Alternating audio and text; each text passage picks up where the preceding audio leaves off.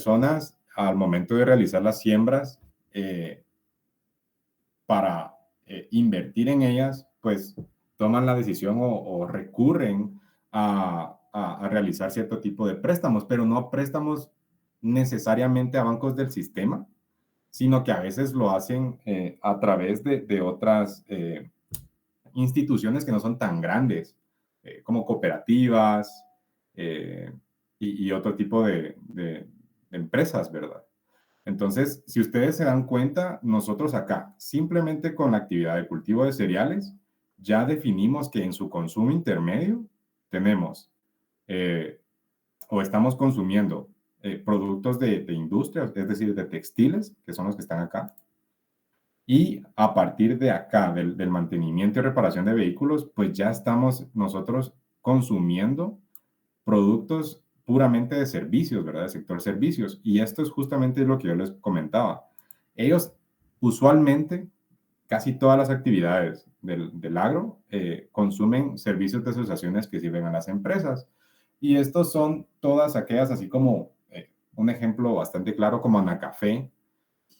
Ellos, digamos que parte de su misión, por así decirlo, es el capacitar constantemente al agricultor.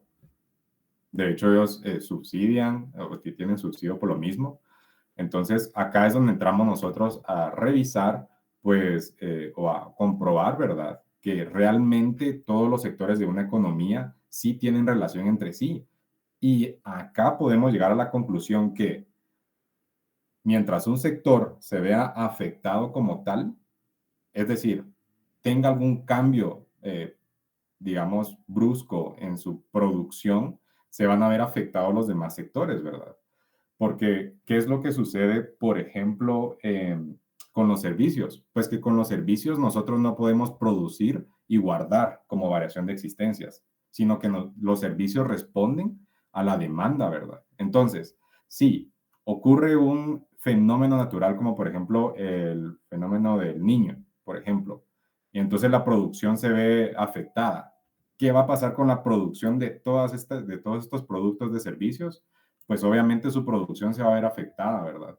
Y entonces ya empezamos a ver, y toda la producción de servicios va a incidir en su consumo en otros sectores. Entonces acá es donde nosotros ya podemos empezar a darle forma y comenzar a concluir, digamos, que en realidad sí, ¿verdad? Todos los sectores están interrelacionados y que siempre y cuando, o mientras pase algo en una actividad como tal, toda la economía seguramente se va a ver afectada, ya sea en gran medida o en pequeña medida, ¿verdad? No sé si... Ah, sí, ya entró el licenciado. No sé si alguien tiene alguna duda con relación a esta matriz que les estaba mostrando. No, gracias. Muy bien. Buenas tardes, licenciado. Buenas tardes a todos, muchas gracias, Iván. Es muy interesante, muy interesante el acercamiento al tema. Pues es justo como vamos a ver, dejaste de compartir. Bueno, está bien. Pues muchas gracias. Efectivamente, tal como lo escuchaban, se van retomando algunos conceptos que venimos manejando. Hay principalmente esto último, la parte en la que efectivamente con el tema de consumo intermedio, estas transacciones intersectoriales van mostrando toda la actividad que hay a lo interno de los sectores y de las mismas actividades para efecto de producir lo que producimos. Hoy vamos a hablar, vamos a seguir con nuestra sesión. Vamos acá. Vamos a... Espero que ahora ya se pueda presentar. Aquí está. Ustedes me indican si ya se ve.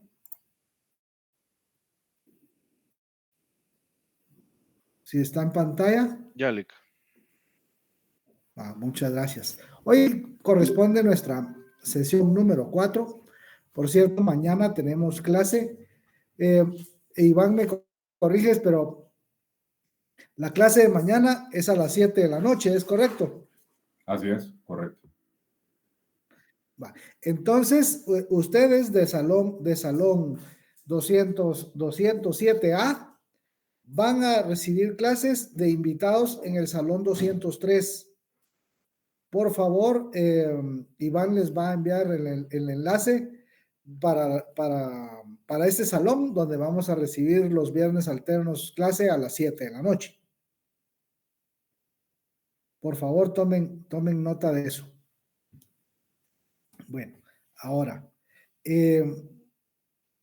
continuamos hoy con los aspectos introductorios y antes de pasar a seguir analizando la importancia que tiene el sector agropecuario en la actividad económica nacional, tenemos que ir aterrizando ya en cómo es que este funciona. Estábamos en la sesión anterior analizando respecto del flujo circular de la actividad económica, pero ya lo dejamos inserto en un escenario en el cual el que conocíamos como sistema económico resulta no siendo un sistema como tal, sino es una parte del subsistema, es un subsistema del sistema biosfera, en el cual coexisten los temas económicos, sociales y ambientales. Veíamos en una primera parte cómo el subsector o el subsistema ambiente le brinda al subsistema económico materias primas e insumos, además de energía y servicios ecosistémicos. Del subsistema económico en la producción de bienes y servicios se producen residuos y desechos que van por lo regular hacia el medio ambiente, hacia el subsistema ambiental, sin ningún tipo de tratamiento previo. Por lo tanto, esa inadecuada disposición de desechos va a contaminar y hace que la calidad ambiental se vea comprometida. A eso le sumamos que si no se recicla, si no se reutiliza y si no se reduce la cantidad de materia prima que la producción de bienes y servicios demanda, los recursos naturales también se van agotando. De forma que la economía, ya desde hace un poco más de 60 años, ha tenido que encontrar soluciones o intentar acercarse a soluciones para garantizar el funcionamiento del subsistema económico. Yo soy de la particular impresión de que el sistema capitalista vino para quedarse, ¿no? Y que no sé qué algo tan malo podría suceder para que mis bisnietos pudieran ver un sistema económico distinto. Yo creo que este es el que va a perdurar hasta que la historia de la humanidad termine. Porque ya vimos que no había y que no existe un escenario posterior. A no ser de que nos inventemos otro término, otro neo, y va a ser neocapitalismo. Pero va a seguir funcionando de esa forma. A no ser que colapse en función de que los otros dos subsistemas lo hagan también. Y ahí entramos a la tercera parte del esquema que analizábamos. la parte donde está lo socioeconómico. Y esa parte es la que tenemos que analizar para saber cómo es que los sectores económicos funcionan y aterrizar a lo interno de cada uno de estos. El que nos interesa, por supuesto, es el sector primario. Y aquí observamos cómo el sector agropecuario o el agro se interrelaciona tanto con el sector secundario como con el sector servicios. Hay conexiones acá.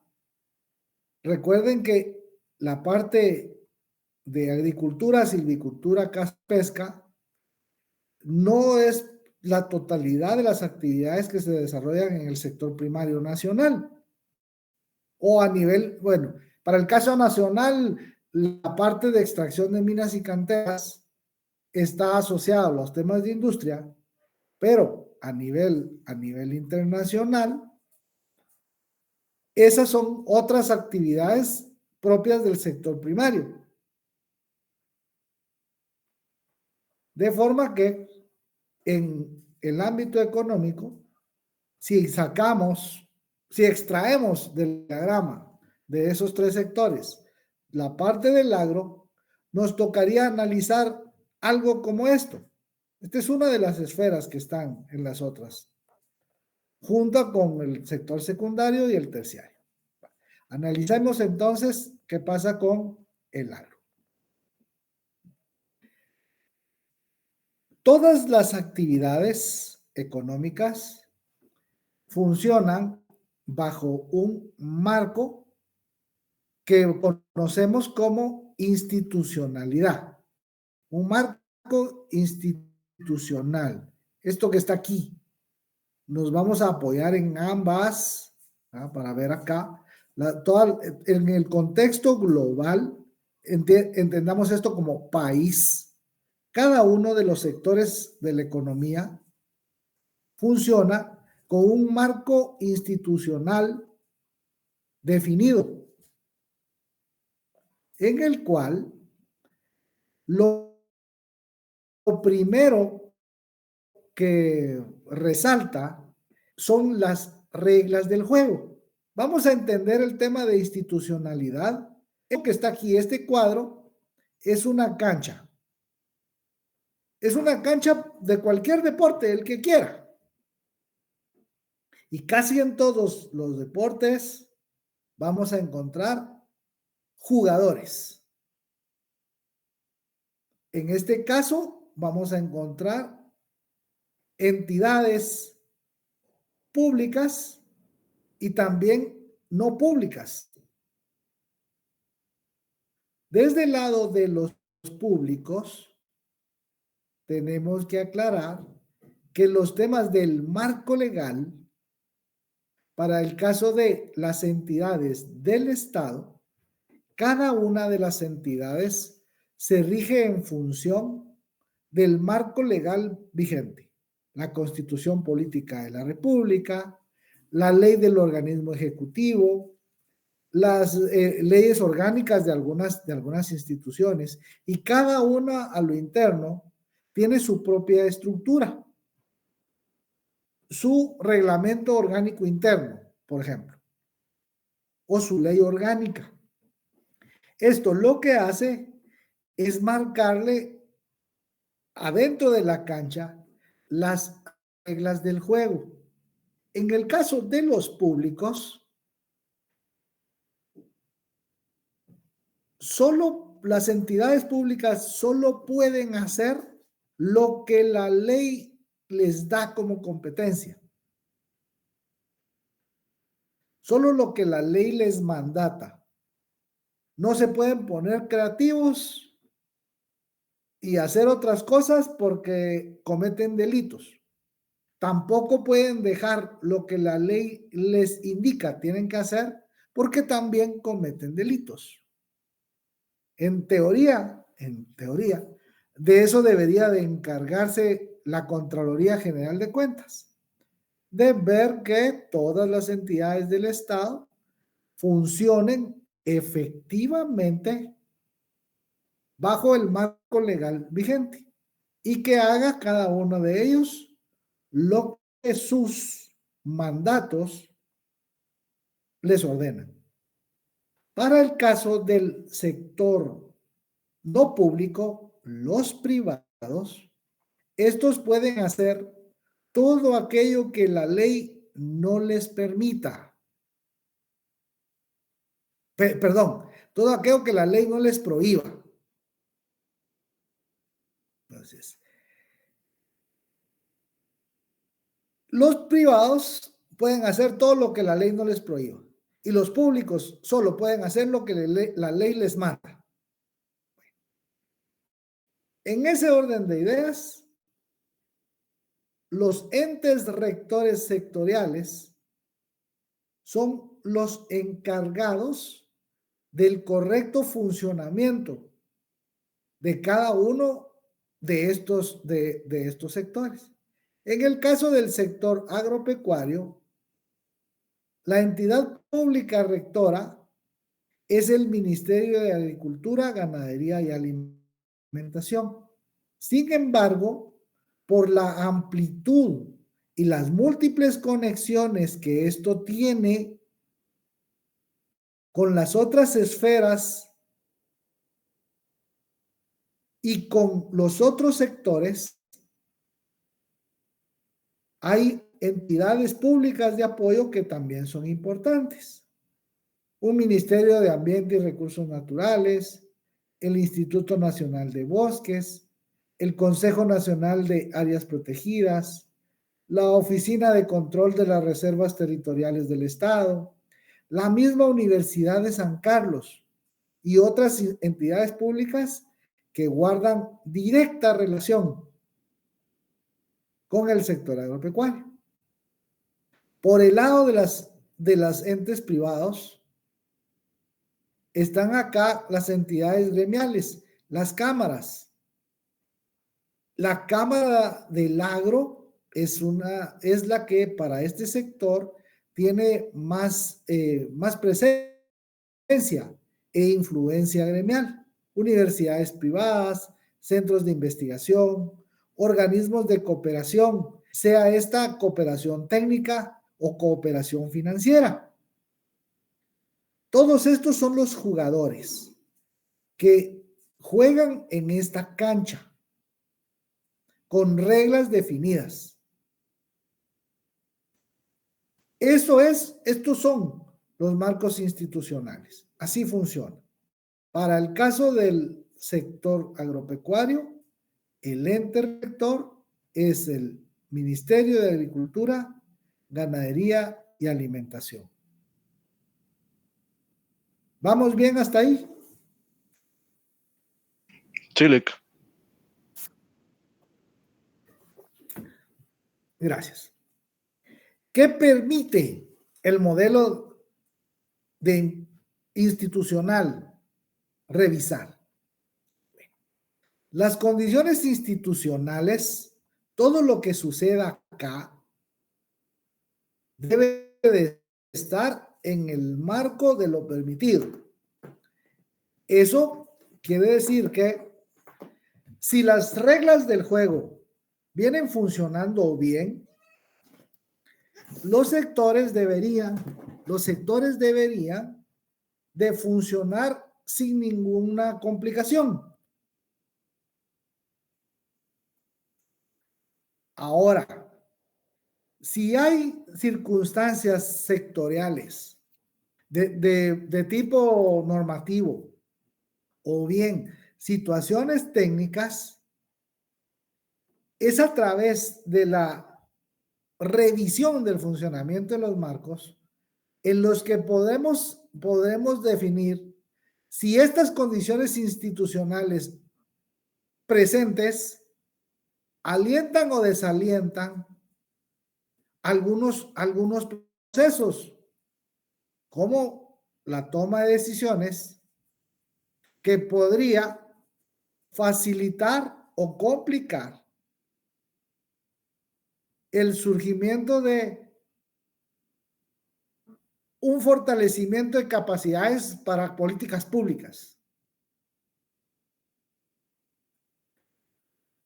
Las políticas públicas son los instrumentos que poseen los gobiernos para poder hacer esto, para poder influir respecto del funcionamiento del sector. Deben haber marcos institucionales fuertes, con reglas de juego claras,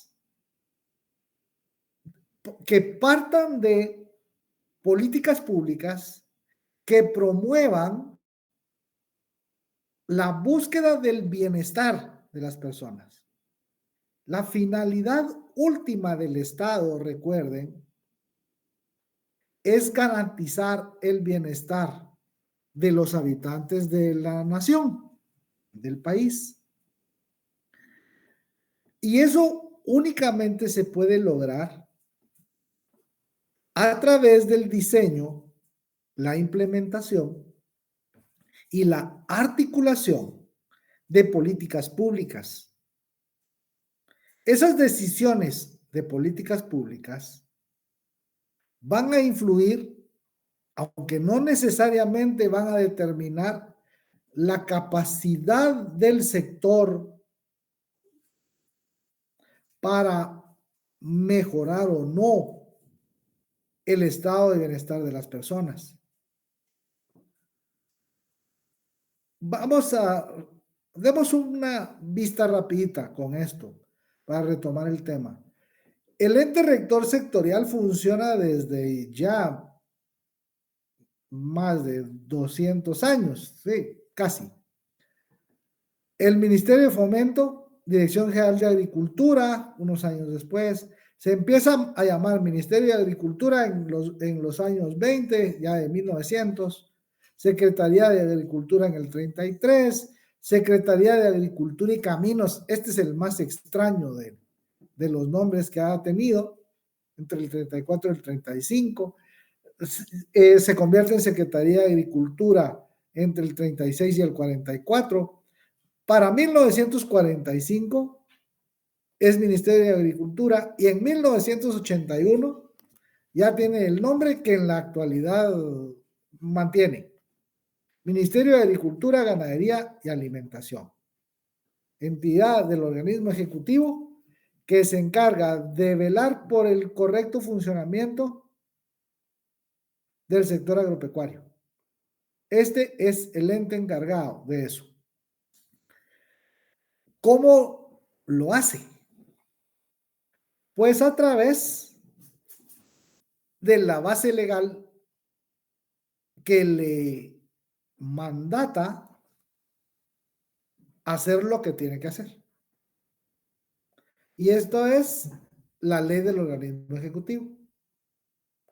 El artículo 29 corresponde a las atribuciones del Ministerio de Agricultura, Ganadería y Alimentación. Y dentro de sus principales atribuciones, al MAGA le corresponde formular y ejecutar la política de desarrollo agropecuario y recursos hidrobiológicos. Agricultura, silvicultura, caza, pesca, ganadería. El sector primario. En coordinación con el Ministerio de Ambiente y Recursos Naturales, debe proponer y velar por normas claras en actividades productivas que protegen al ambiente.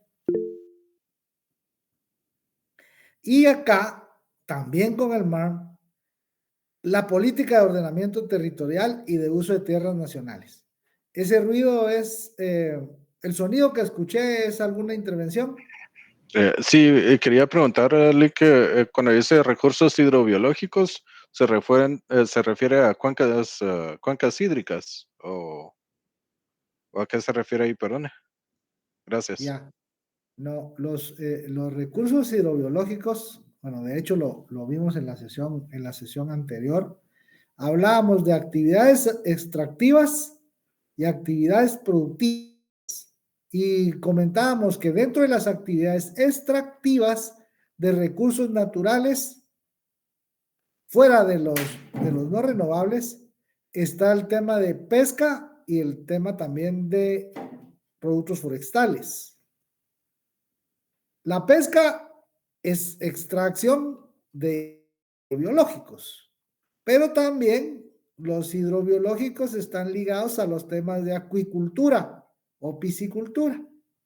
Entonces, los hidrobiológicos son aquellas criaturas que crecen en cuerpos de agua, peces, crustáceos, moluscos, de las especies que sean.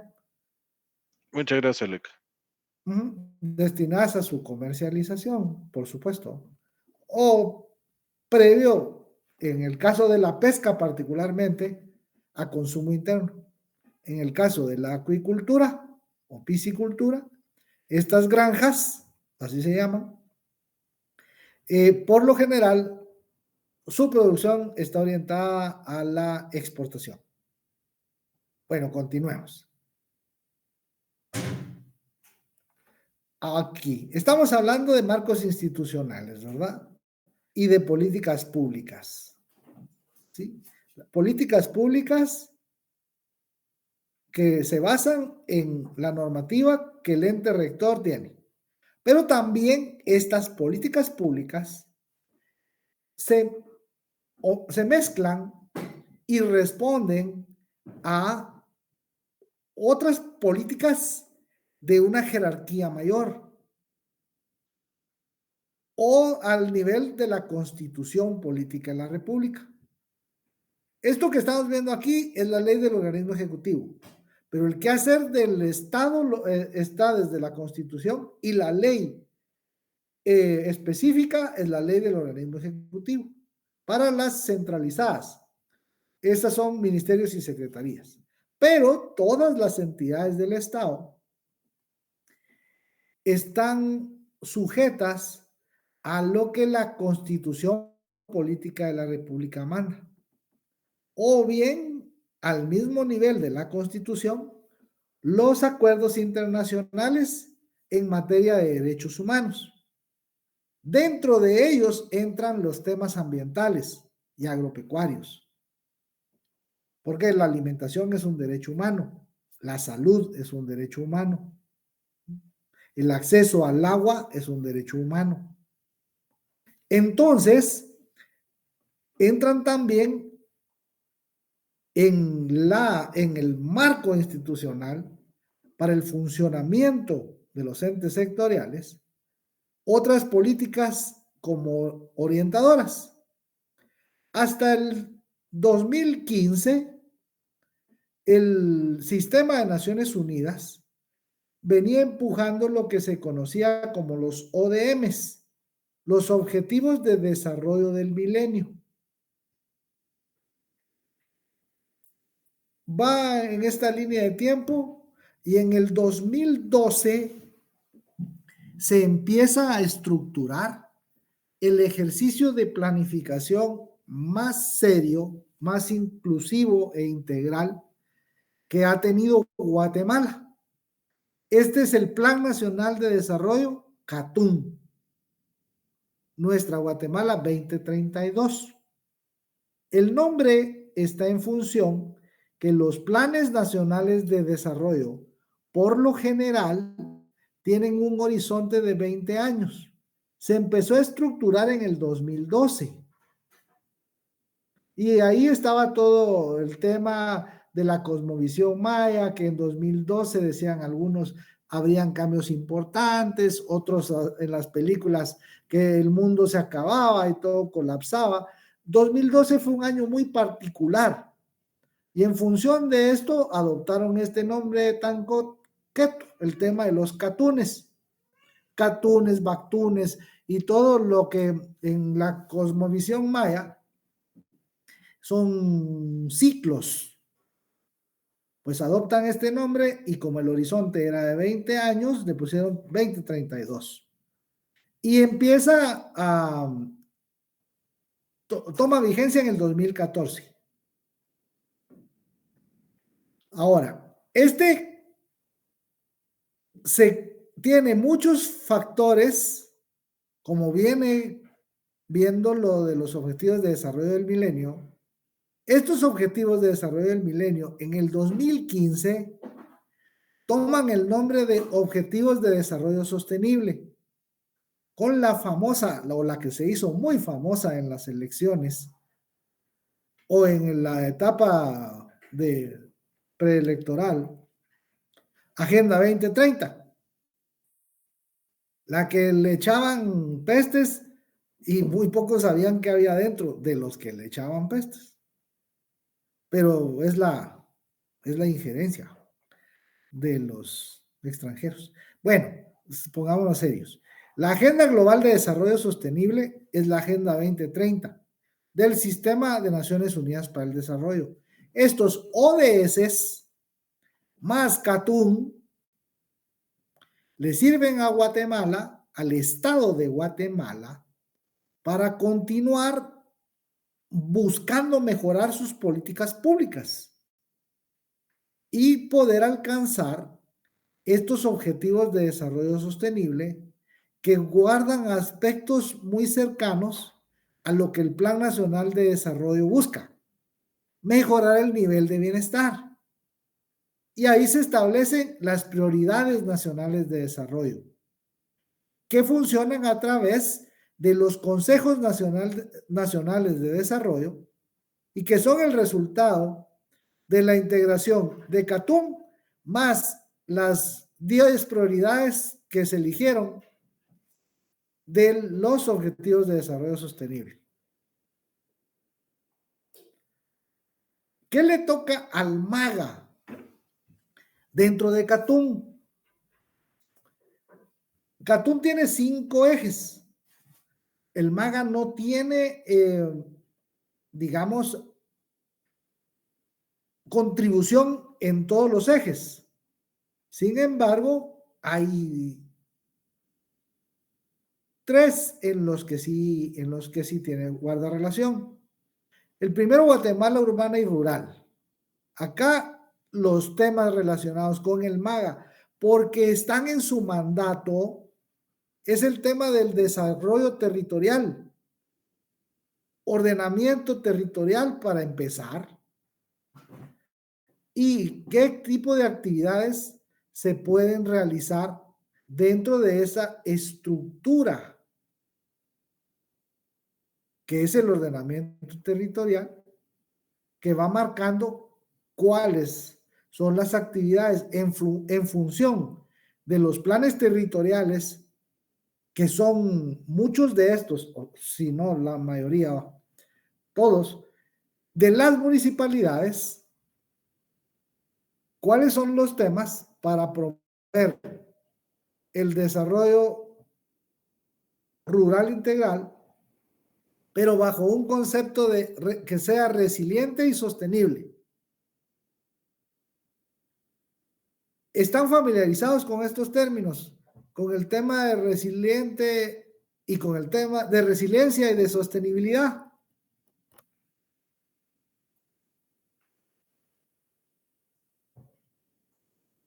¿Sí o no?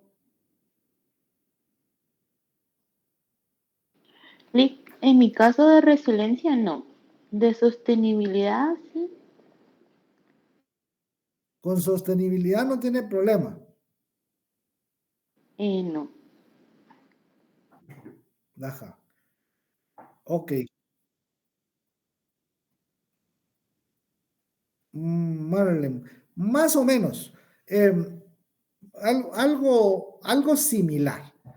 El concepto de resiliencia es una adaptación de el concepto desde las ciencias físicas. En las ciencias físicas, la resiliencia es la capacidad que tiene un cuerpo que después de haber sido sometido a algún tipo de estrés, puede regresar a la forma que tenía antes de ese shock o de ese episodio o evento de estrés. Se ha adaptado para las ciencias sociales y para la economía es algo parecido a lo que Marlene, sí, hablaba. Es, digamos, la resiliencia económica o algo con lo que estoy más familiarizado, la resiliencia fiscal, ¿ya?, es la capacidad que tienen las finanzas públicas para responder rápidamente y lograr reactivar todos los procesos como que si nada hubiese ocurrido.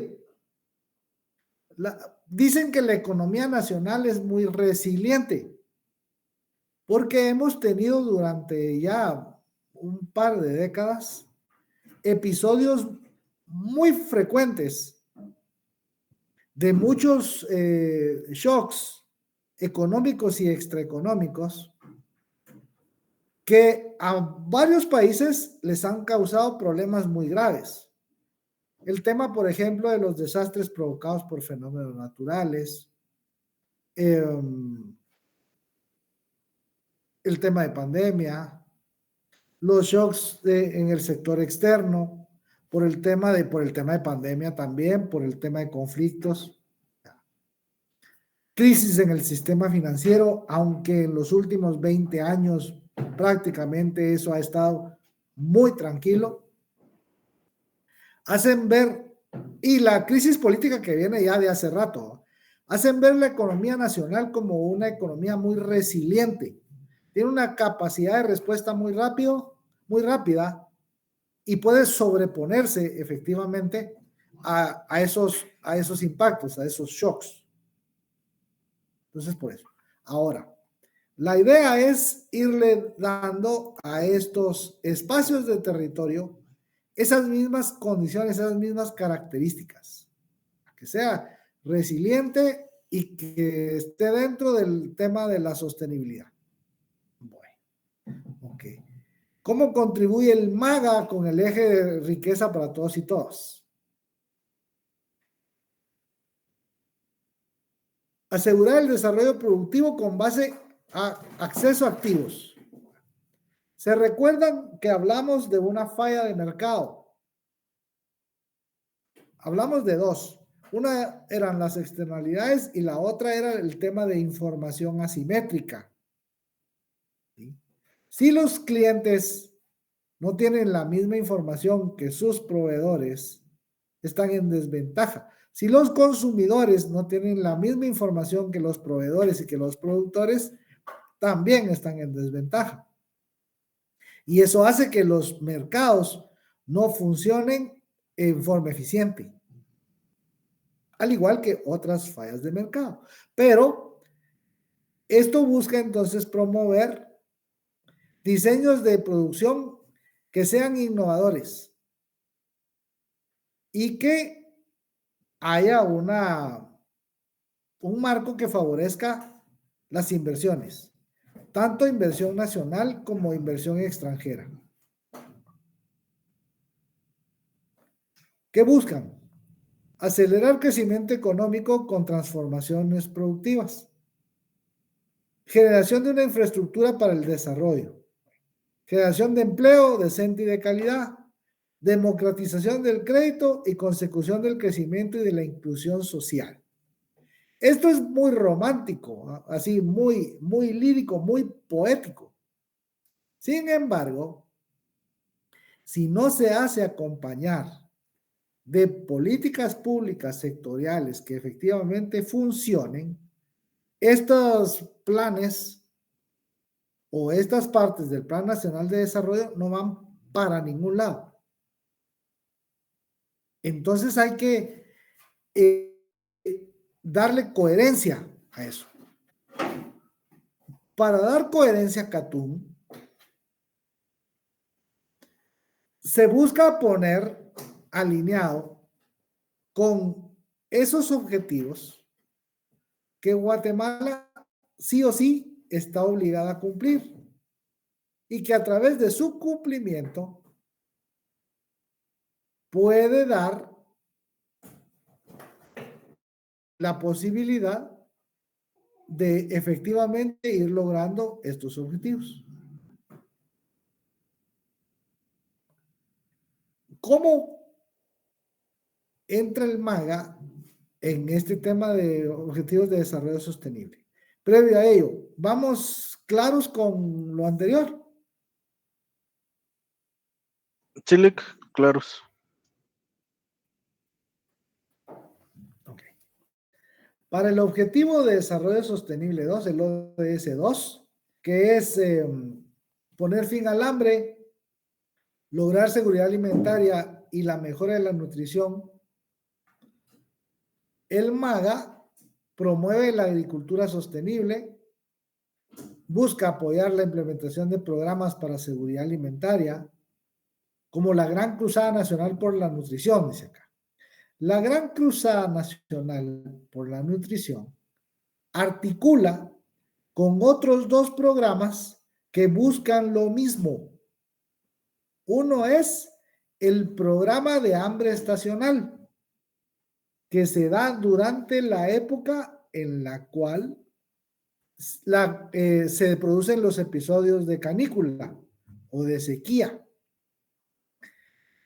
Tenemos ya varios años, 5 casi, de estar, como lo comentaba Iván, la agricultura está sujeta a variaciones climáticas y mencionó el tema del niño y la niña. El fenómeno del niño para Centroamérica representa sequías, mientras que la niña para Centroamérica representa inundaciones. Entonces, dependiendo cómo que esté pasando con el tema de la variabilidad climática, puede o no haber producción.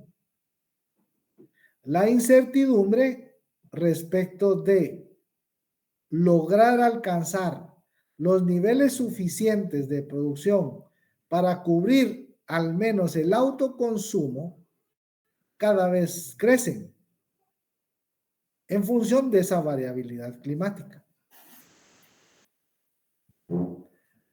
Ahora, el ODS 6 es el relacionado con gestión sostenible del agua y saneamiento. El MAGA busca fomentar el uso eficiente de los residuos, de los recursos hídricos en todos los sectores, lo cual es bastante complicado de lograr si no está el marco normativo adecuado. Recuerden que la Constitución desde el 85 indica que los temas relacionados con agua, habrá una ley específica para normar particularmente los temas relacionados con el uso. El agua tiene dos tipos de usos consumtivos y usos no consumtivos. Los primeros la gastan, la segunda solo los utilizan. De eso vamos a hablar más adelante. Pero eso es muy difícil de lograr sin una ley de aguas específica. Particularmente si vemos para el sector agropecuario, todos los años quejas, demandas de las comunidades que están asentadas en las cuencas hidrográficas respecto de el desvío prácticamente en su totalidad de un río para utilizar el agua en la producción en las fincas de monocultivos. Entonces, priorizar los usos es una tarea que particularmente del agua para riego, es algo que le compete al MAGA, pero está difícil de lograr sin el marco normativo necesario. El ODS 8, promover el crecimiento económico inclusivo y sostenible, empleo pleno y productivo, trabajo decente, promover el desarrollo de actividades agropecuarias e hidrobiológicas que generen excedentes y sean rentables. Menuda tarea, porque resulta que en la actualidad, de acuerdo a algo que se llama tipología de productores, por aquí vamos a ver si aquí está para verlo y regresarnos, no la tengo aquí. Esa tipología de productores lo que nos da es que cerca del 90% de los productores agrícolas en Guatemala son micro y pequeños productores. Incluso un gran porcentaje de estos está ubicado dentro de los productores de infra y de subsistencia. Infrasubsistencia y subsistencia. Esto es, apenas les alcanza para el autoconsumo, siempre y cuando la cosecha esté bien. Pero si es año niño y hay sequía, las cosechas corren peligro. Y si es año niña y hay inundación, las cosechas corren peligro también, particularmente la de estos pequeños productores. Poco a poco nos vamos a ir adentrando a el funcionamiento de estas unidades productivas y los grandes retos que estas tienen para lograr sacar el día a día. Sería formidable, por supuesto, que el MAGA consiguiera este objetivo, que a través del desarrollo de actividades agropecuarias más productivas se lograran obtener excedentes y otra cosa, que sean rentables. Es un sector muy complicado. Acceso a mercados, promoción de la asociatividad. Acá están hablando de cooperativas, también mencionado por Iván con el tema de intermediación financiera. Las agrocadenas, esto es precisamente algo de lo que vamos a empezar a hablar a partir de mañana. Mañana hablamos del tema, de los temas relacionados con elaboración de proyectos, y la parte en la que nosotros nos ahondamos en ese tema, ya que hay un curso específico para proyectos. Ese es en el 9º. Pero en los otros cursos en los que se presta para ello, lo que vamos dando son líneas gruesas y algunas pinceladas. Y en Agrícola lo hacemos con el tema de cadenas productivas. Apoyo a infraestructura para la producción y comercialización de productos.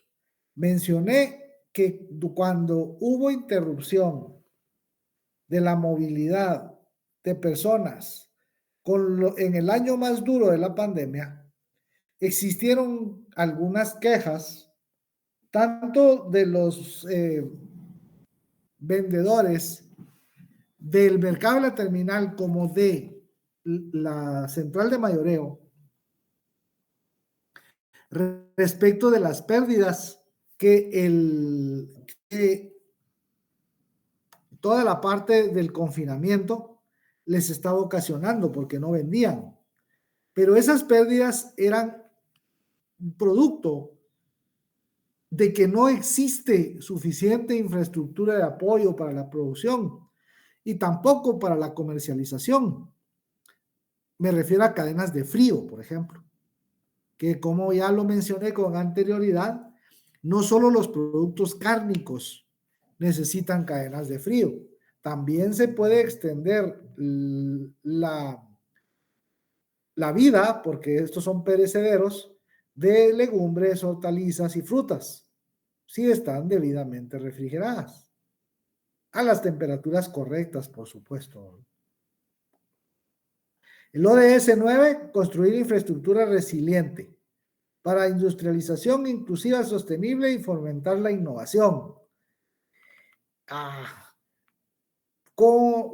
Bueno, buscan hacerlo desarrollando condiciones para el impulso y fortalecimiento de las MIPYMES. Estos dos tienen mucha relación. Y el sector cooperativista. Aquí estamos hablando prácticamente, estamos hablando de lo mismo. Promover el Plan Nacional de Riego de manera sostenible para mejorar la productividad. Perfecto. Vamos a ver más adelante cuando nos toque hablar sobre agua. Tenemos una sesión específica para hablar de agua en la agricultura, por supuesto, como la disposición o no de un abastecimiento seguro de agua para riego es el que marca la suerte prácticamente de todos los productores agrícolas a nivel del mundo. Y Guatemala no es la excepción.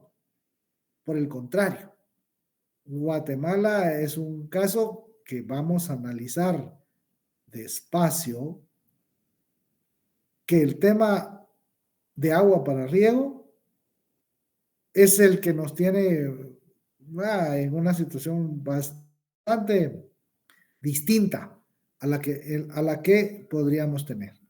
Y el ODS 12, garantizar modalidades de consumo y producción sostenibles.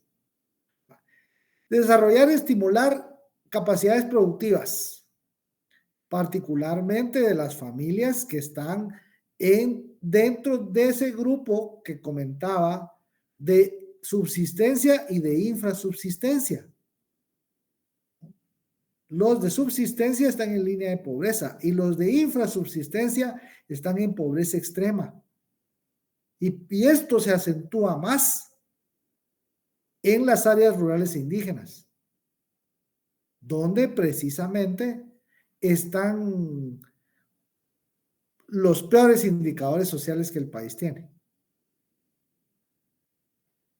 Otra vez, Objetivos de Desarrollo Sostenible, más CATUM, las prioridades nacionales de desarrollo. ¿Cuáles? Las que están en marco son las que tienen relación con el MAGA. Reducción de la pobreza y protección social, ya vimos cómo intentan hacerlo. Ordenamiento territorial, también ya lo vimos. Valor económico de los recursos naturales. Esta parte es importante. Y lo hemos venido conversando también respecto de la percepción que se tiene con relación a los recursos naturales. Se tiene la idea falsa, por cierto, de que los recursos naturales son abundantes. Mentira. Son inagotables. Mentira. No se degradan. Mentira. Como no se degradan, son abundantes y son inagotables, deberían de ser de libre acceso, deberían de ser gratuitos, particularmente este de aquí, el agua. Mentira. Y por eso es que la economía ha entrado a velar por ir reduciendo los impactos de las actividades económicas en el ambiente a través de estos dos tipos de prioridades. Valor económico de los recursos naturales es, por ejemplo, darle al agua el valor real que tiene.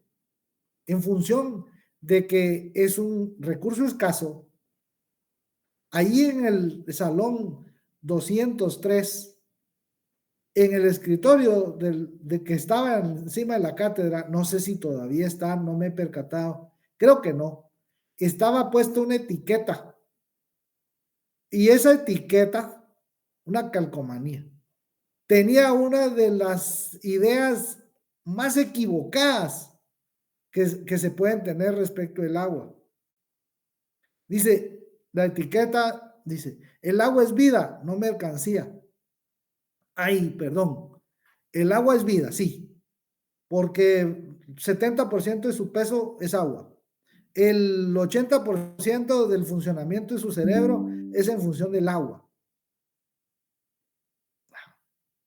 Todos los procesos biológicos y todas las cosas, todos los organismos vivos, tenemos en común agua y energía.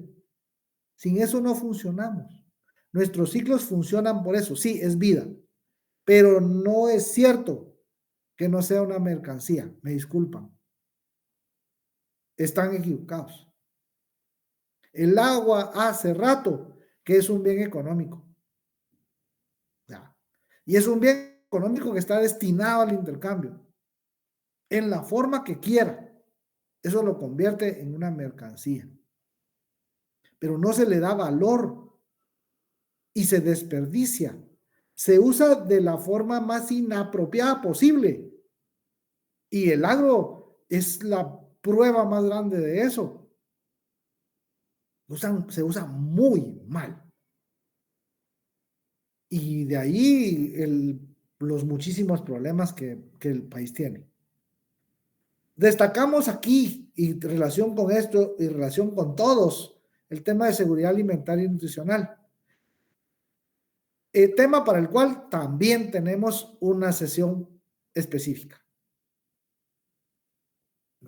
¿Dudas aquí?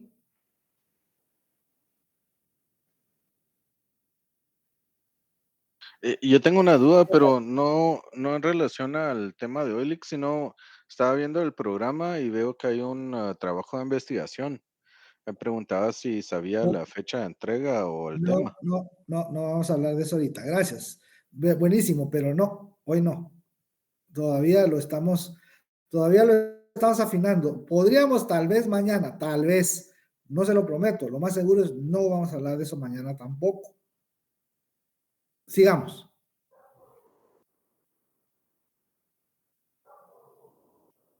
El tema.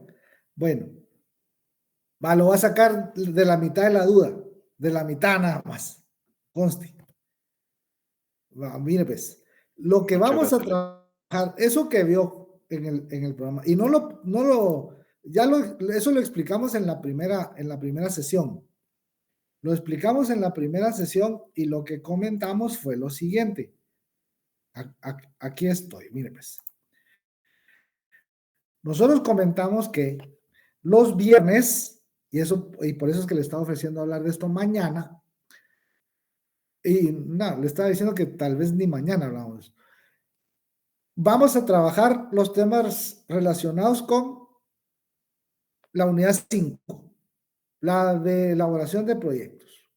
Y nos vamos a centrar, tal como lo dije hace 5 o 7 minutos, en los temas de cadenas productivas.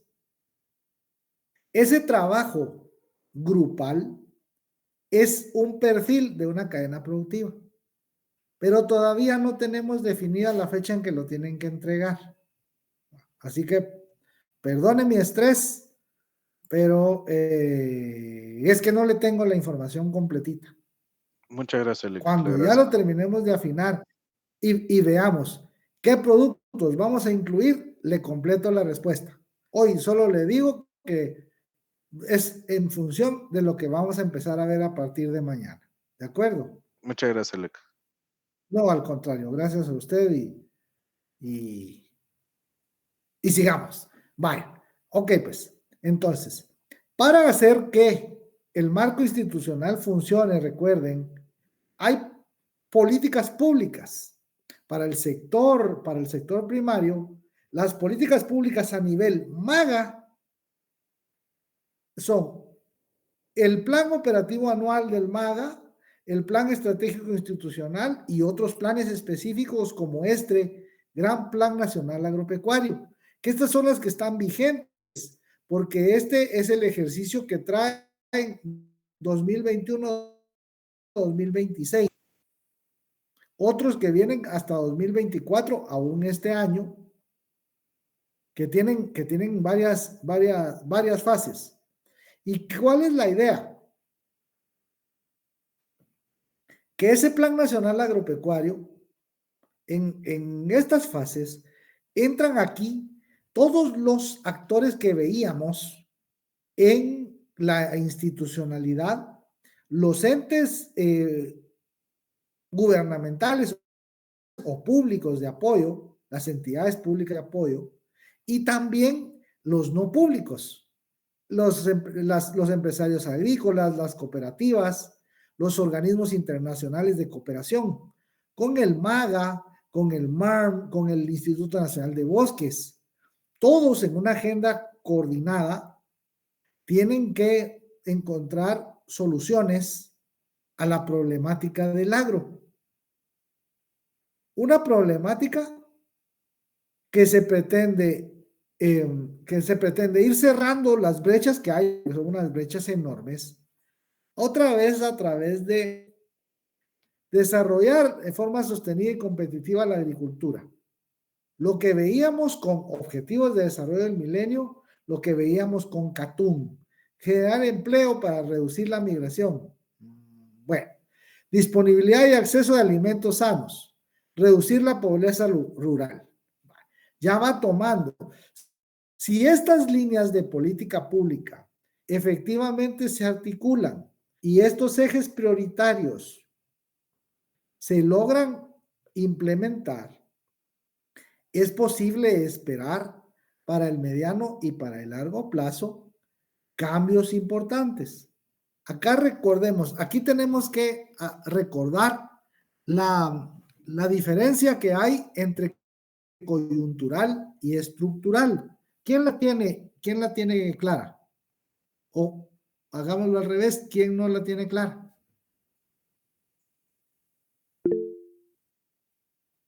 Yolik. Ajá. Camilo. Perdón, Lee, que yo no la tengo clara. La diferencia entre coyuntural y estructural. Sí, no la tengo clara, perdone. Va. Vamos a ver. ¿Quién más? ¿Quién no? Yolik. Linda. Yo tampoco. Tampoco. Ni sabe. Va, bueno, pues bueno. Hay situaciones que son coyunturales. Los temas coyunturales son problemas o situaciones que se dan en un momento específico del tiempo, en función del contexto que se esté viviendo. Lo que lo caracteriza es que podrían resolverse si se tuviera una atención inmediata o una atención temprana para ese tipo de temas. Incluso sería bastante más barato y más efectivo atenderlas pronto, antes de que se vuelva algo crónico. Hay situaciones agudas y hay situaciones crónicas. Las agudas son emergencia y es ahorita y esto. Y lo crónico es ya se enraizó. Esa es una analogía entre lo coyuntural, que puede ser grave, y lo estructural, que se vuelve crónico y es el problema, quedó ahí y va tomando años y mucho tiempo, y entonces para su atención o para tratar de erradicarlo se van a necesitar muchísimos recursos y mucho tiempo. Entonces muchas cosas que son coyunturales, que se pudieron haber atendido, se dejaron al tiempo y se volvió complicado. Es lo mismo que un resfriado mal cuidado, que se le va a volver una neumonía, una pulmonía, una cortadita, un raspón, cualquier herida que se le puede volver una celulitis y con una gran infección. Coyuntural y estructural, agudo y crónico, impactos y efectos, corto y largo plazo. ¿Ya? Sí, Lick, muchas gracias. Gracias, Lick. A ustedes. Por nada. Vamos pues, entonces. Solo, licenciado, perdón. Nos quedan 2 minutos. A ver, pues. Entonces, veíamos Plan Estratégico Institucional. Estas son las políticas que tienen vigentes a este año. Porque era el que les decía, 2021-2026. Y todo busca darle respuesta a esos desafíos que tiene y al cumplimiento de lo que la ley le mandata. Estamos hablando de lo mismo. Producción de los sectores agrícolas, pecuario y hidrobiológico. mercadeo, organización de los sectores, infraestructura, normativa y vigilancia para la inspección sanitaria. Este quizá es el tema que no habíamos visto, pero es una circunstancia muy particular del sector pecuario. Y esto también vamos a tener una sesión especial. Estos son temas de barreras no arancelarias, pero que marcan mucho el funcionamiento del sector agropecuario a nivel nacional, pero particularmente para los productos de exportación. Políticas de administraciones anteriores, todas buscan lo mismo: contribuir a la movilidad ascendente de las familias campesinas de subsistencia para tener excedencia, para incremento de ingresos. Esto es que haya excedente y que sean rentables, es lo mismo. Mejorar los sistemas alimentarios, mejorar los sistemas de producción. Todo es en función del mandato que tiene el MAGA y de lo que tiene que cumplir. Entonces, la política agraria está planteada para dar respuesta a acceso a la tierra, conflictos agrarios, brindar certeza y seguridad jurídica y acceso a otros activos productivos. Esa es la que busca el tema de desarrollo rural integral. Y de eso se trata el tema de la institucionalidad en el sector agropecuario. ¿Dudas? Todo bien, Lick. Gracias. Me alegra. Entonces nos vemos mañana a esta hora en el salón 203. Por favor, Iván, les pones en el Classroom el acceso para que puedan acceder.